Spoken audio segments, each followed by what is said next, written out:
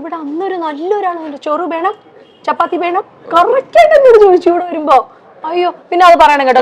നമ്മുടെ ഇവിടെ ഉള്ള ആൾക്കാർ കൂടെ വേറെ സ്ഥലത്ത് പോയിട്ട് ജോലി ചെയ്യില്ല. അപ്പൊ പുറത്തുനിന്ന് ആൾക്കാർ കൊണ്ട് ഇവിടുത്തെ ജോലി പഠിപ്പിക്കാൻ അറിയില്ലേ? ഇവിടെ വേറെ ലാംഗ്വേജ് പഠിക്കും, നമ്മുടെ മലയാളം. ഭയങ്കര ട്രോൾ ഉണ്ടായിരുന്നു കേട്ടോ. കാര്യം ഇവിടെയുള്ള ഒരു UK, ലണ്ടൻ, അമേരിക്കയൊക്കെ ഓർത്തുകൊണ്ടിരിക്കുമ്പം അവിടെ മറ്റേ നോർത്ത് സൈഡിലൊക്കെ ഉള്ളവര് കാട്ടാക്കട, ഐരാണിമുട്ടം, എടപ്പള്ളി ഇതൊക്കെ ആലോചിച്ചോണ്ടിരിക്കുകയാണ്. So that's it. അല്ല, ഇവിടുത്തെ സർവീസ് എടുത്ത് പറയണം. ഏറ്റവും കൂടുതൽ എനിക്ക് തോന്നുന്നു പപ്പടം ആയാലും സുലൈമാനി ആയാലും ഇങ്ങനെ റീഫിൽ ചെയ്തുകൊണ്ടേയിരിക്കും. ദിലീപേട്ടന്റെ പടമൊക്കെ കാണുന്ന പോലെ നമുക്കിങ്ങനെ മനസ്സ് നിറഞ്ഞായിരിക്കും നമ്മൾ ഇവിടെ വന്നിരുന്ന് കഴിക്കുന്നത്. ഒരിക്കലും ഈ പഞ്ചാബി ഹൗസിന്റെ സെക്കൻഡ് പാർട്ട് ആയിട്ടാ ഇങ്ങനെ വരുന്നുണ്ട്. CID മൂസ ഇല്ല, വരത്തില്ല അല്ലേ? ഇനി CID മൂസയുടെ രണ്ടാം ഭാഗത്തെ പറ്റി ദിലീപേട്ടൻ എന്ന് പറഞ്ഞു. അതും ഈ പറഞ്ഞ അത് നമ്മളൊരു പ്രോസസ്സിൽ നമ്മളത് നമ്മുടെ ആഗ്രഹമാണ് ചെയ്യണമെന്ന്.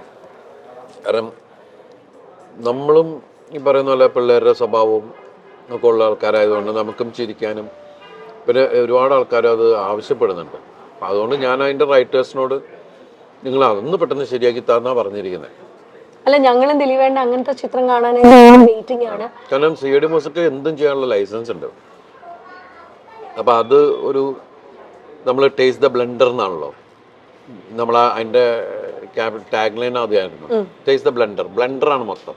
നമ്മുടെ ചെറുപ്പത്തിൽ നമുക്ക് തോന്നിയിട്ടുള്ള മണ്ടത്തരങ്ങൾ മുഴുവൻ. കാരണം കുട ഇപ്പൊ പാരച്യൂട്ടിൽ ഇറങ്ങണപ്പോ നമുക്ക് 4 കുട കൂട്ടി കഴിഞ്ഞാൽ ചാടിയാ അതുപോലെ വരുമോ എന്ത് ചിന്തിക്കുന്ന മണ്ടത്തരങ്ങൾ പോലത്തെ. അല്ല, സൗഹൃദങ്ങളുടെ കാര്യങ്ങൾ പറയുമ്പോഴത്തേക്കും ഒരുപാട് നല്ല സുഹൃത്തുക്കളുള്ള ഒരാൾ കൂടിയാണ് ദിലീപേട്ടൻ, ഞങ്ങൾക്കറിയാം. അപ്പൊ പല പ്രതികൂലമായിട്ടുള്ള സാഹചര്യങ്ങൾ ഈ സൗഹൃദം എത്രത്തോളം ഇമ്പോർട്ടന്റ് ആണെന്ന് ദിലീപേട്ടന് തോന്നിയിട്ടുണ്ട്? നമ്മളെല്ലാവരുടെയും ലൈഫിൽ സുഹൃത്തുക്കൾക്ക് വലിയ സ്ഥാനമല്ലേ.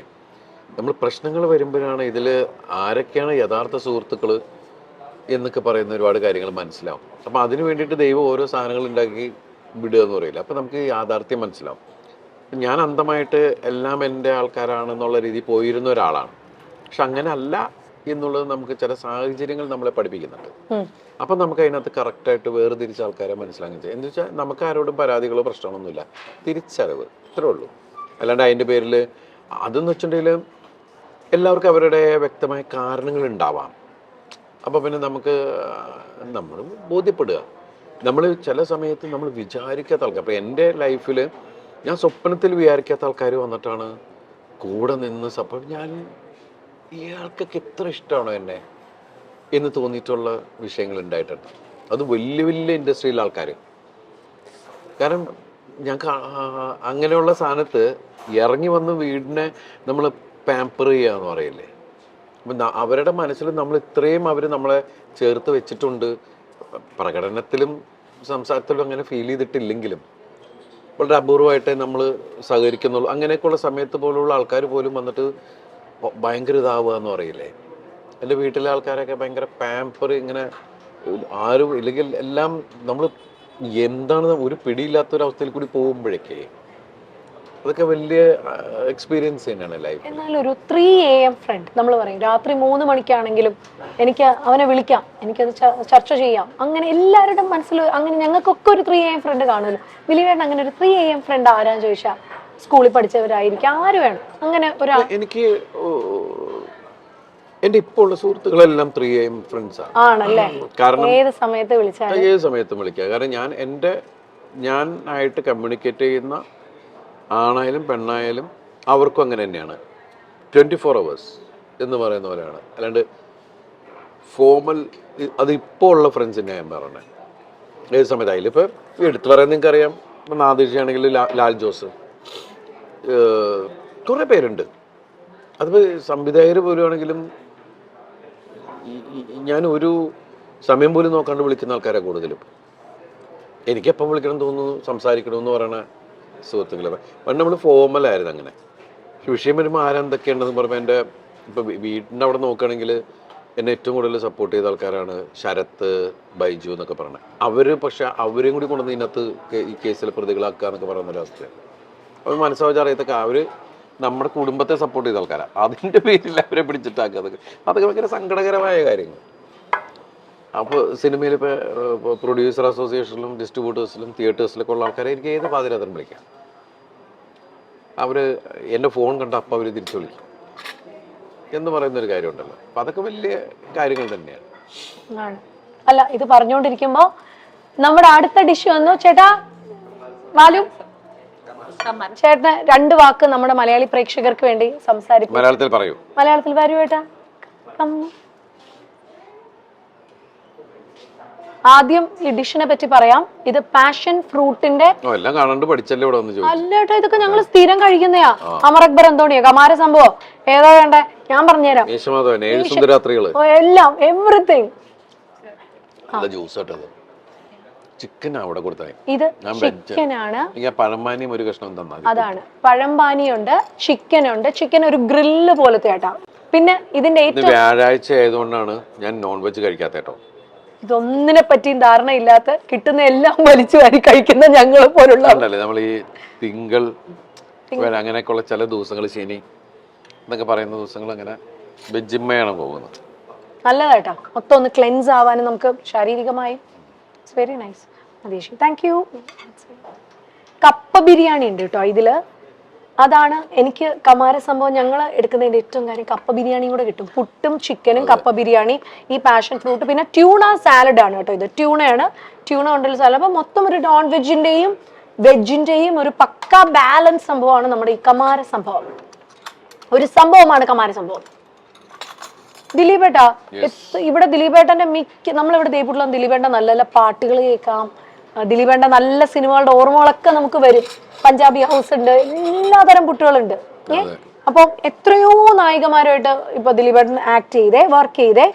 ഒന്നുകൂടി അത് നോക്കിയിട്ടില്ല എന്നത് സിനിമയുടെ എണ്ണം. ഇപ്പൊ ഈ ഇറങ്ങാൻ പോകുന്ന തങ്കമണി എനിക്ക് തോന്നുന്നത് ഒരു 148 കേട്ടേന്ന് തോന്നുന്നു. ഞാൻ അടുത്തവണ നായികമാരുടെ എണ്ണം ഒന്ന് പിടിക്കണം. ഞാൻ അവരോട് ഷോയ്ക്ക് പോയിട്ടുണ്ട് എൻ്റെ നായികമാരോടൊപ്പം. ആ ഷോയിൽ മുഴുവൻ എൻ്റെ കൂടെ അതുവരെ അഭിനയിച്ച ഒരു 90% ആൾക്കാർ ആ ഷോയിൽ വന്നിട്ടുണ്ടായിരുന്നു. എനിക്ക് 2000 ഈ ദിലീപേട്ടൻ ചിലപ്പം ഈ ദിലീപേട്ടനും ഈ പണ്ട് മണിച്ചേട്ടനൊക്കെ ഉണ്ടായിരുന്നു. വെറുതെ ഇങ്ങനെ കഥകളൊക്കെ മെനഞ്ഞ് ഇവരെ പറഞ്ഞ് വിശ്വസിപ്പിക്കുക. ഏറ്റവും പെട്ടെന്ന് ഈ കൺവിൻസ്ഡ് ആകുന്ന ഒരു നായികാരായിരുന്നു ദിലീപേട്ടൻ. ആണല്ലേ? എല്ലാവരും പറ്റിക്കണ ഒരു, കാരണം എല്ലാ കോർട്ടിസ്റ്റുകളും കളിയാക്കുക. അതാണ് സലീമൊക്കെ പറഞ്ഞത്. സലീമ എല്ലാവരുമായിട്ട് ഭയങ്കര അറ്റാച്ച്ഡ് ആയിട്ടുള്ള ഒരു ഹീറോയിനാണ് കാവ്യ. അവളെല്ലാവരും ഇങ്ങനെ ഓരോന്ന് പറഞ്ഞു അവൾ വിശ്വസിക്കുകയും ചെയ്യും.